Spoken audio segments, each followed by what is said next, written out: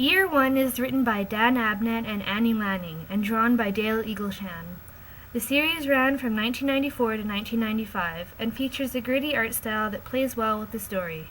The series opens with a washed-up, hungover reporter waking up on a bench in Central Park, New York, to noises that sound like firecrackers.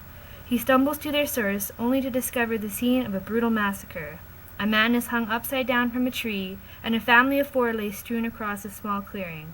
All of them appear to be dead. Police arrive on scene to begin cleanup and investigate when the identities of the Castle family are uncovered and the discovery is made that the father, Frank Castle, is still alive. The story progresses with Frank's recovery and his realization that his loved ones are dead. We learn that the family was out for a day at the park when son Frank Jr.'s kite gets away from him and drifts into some nearby trees. When they go to recover it, the Castles stumble across a gangland hit ordered by the Costa crime family and are targeted in order to eliminate all witnesses. The police vow to catch the criminals responsible, and Frank willingly cooperates to identify the shooters. However, corruption in the higher ranks means the case will not be pursued, and the law ultimately fails Frank. While struggling with his own emotions over the loss of his family, Frank begins to take matters into his own hands. He puts pressure on various mob figures, looking for information on the shooters in order to deal with them himself. The Costas retaliate, setting a trap for Castle, who manages to survive. The series ends with Frank setting forth a declaration of intent on his motives and actions about to happen, adopting his death's head skull symbol, and delivering his brand of justice to one of the criminals responsible as the Punisher. Welcome Back Frank, on the other hand, explores the Punisher as the Punisher. He's already established in his role, and in fact is returning after a hiatus from crime fighting, thus giving us the series title. The art style is much cleaner and smooth, similar to that found in most mainstream superhero comic titles today. It is written by Garth Ennis, penciled by Steve Dillon, and inked by Jimmy Palmiotti. It ran from April 2000 to March 2001. The series opens up with the Punisher in full swing, finishing up a drug bust. It sets up the main plot of Frank taking on the Nucci crime family, headed by a hard woman known as Ma Nucci. Throughout the first third, Frank works on taking out key members of the mob, specifically Ma's 3 sons, Eddie, Bobby, and Carlo, as well as her brother Dino. He orchestrates his hits with precise planning and orchestration, planning even for the hero Daredevil to show up and try to stop him on one.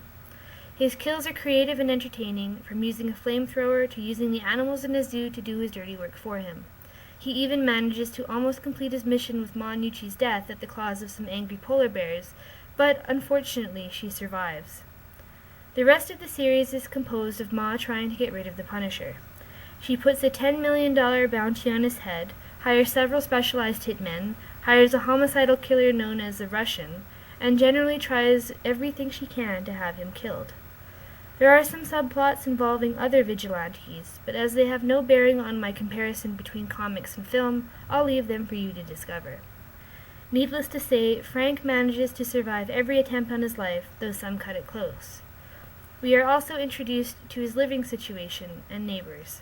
Frank, posing as John Smith, lives in an apartment building with 3 neighbors, Joan, Spacker Dave, and Mr. Bumple.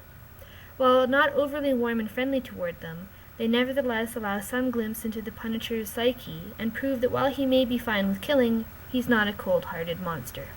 The series ends with Frank completing his goals. He finally breaches Ma's security, confronts her, and executes her fiery demise. He moves on, leaving his neighbors to live on quietly away from his dangerous influence, and takes care of a few loose ends. All in all, it's a series meant to show off the awesomeness of the character, what he does, and to entertain us as readers while doing so.